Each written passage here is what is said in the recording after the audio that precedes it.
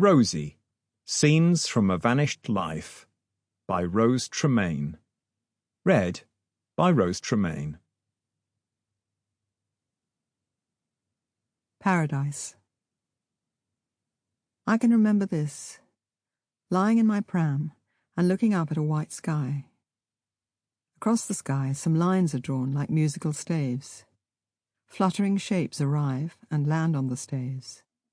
Birds on telegraph wires. My mother used to say, "You couldn't possibly remember that. Babies can't capture anything because they have no words. Your mind would have been as empty as the sky you think you saw." I would remind her that the sky wasn't empty. It was filled with the descending notes of birds. They settled on the wires. And she would say, "Don't be silly. You invented that stuff.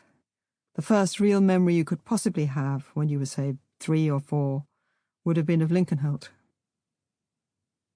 All right then, Lincolnholt. It's clear and present in my mind. The big house stood on a hill in Hampshire, where the wind was always strong. It was never a beauty. The colour of its brick was too screechy a coral red. Its white-painted gables were too massive.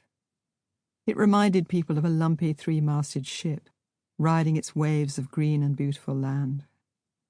But all through my childhood I longed for it, for the moment of walking through its heavy front door and breathing its familiar perfume. What was that perfume? A composite of beeswax, furniture polish, brasso, French cigarettes, and dogs. It was the smell of home. It wasn't my home. Lincolnholt Manor belonged to my grandparents, Roland and Mabel Dudley. My older sister Jo and I only went there 3 times a year, Christmas holidays, Easter, and summer. But our love for it was uncontainable. Our day-to-day lives in a dark post-war London were smog-bound, constrained and confined by the walks to school and back, to the Italian corner shop, to the sooty parks, the skating rink, the swimming baths. But at Lincolnholt, we were free. Around the house on the hill were spread 2,000 acres of chalky farmland, owned by our grandfather, across which, on our Raleigh bicycles, in corduroy dungarees or sometimes improbably dressed as Indian chiefs, we were allowed to roam. These fields and woods in the 1950s were some of the loveliest in England.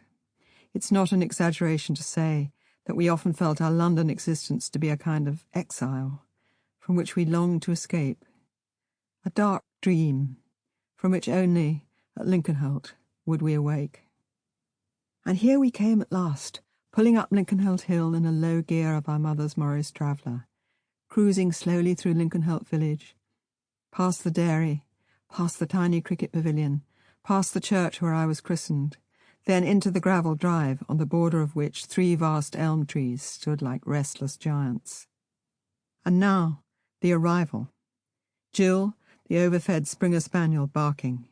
The door opening. The slow emergence of Granny and Grandpop into the porch. Brief contact with the tobacco-tainted scent of their clothes, with the skin of their faces. Taut and shiny over Grandpop's skull. Soft and powdery, falling in pastry folds on Granny's cheek. And then the rush past them to where we longed to be, inside the house, feeling it take us in, then hearing the lovely percussion of our feet clicking against the brass rods of the wide stairs. The room Jo and I shared was at the back, overlooking a rose garden and a wild spinney beyond, where the wind sighed in the night. To drift asleep to the sound of this wind, knowing that we were home, that the morning would lay before us the paradise we kept dreaming of, was to feel drugged with happiness. Lincolnholt loved us. That's how it seemed to me when I was Rosie, a very young, ignorant girl. The place gave us its soul and its grandeur. But Granny and Grandpa were heartbroken people who had almost nothing left to give us. They had lost their elder son, also called Roland, aged 16, from a burst appendix. He was away at Harrow School when this happened, so they didn't even see him die. Of their 2 remaining children, our mother Jane and our Uncle Michael, they loved Sample complete. Ready to continue?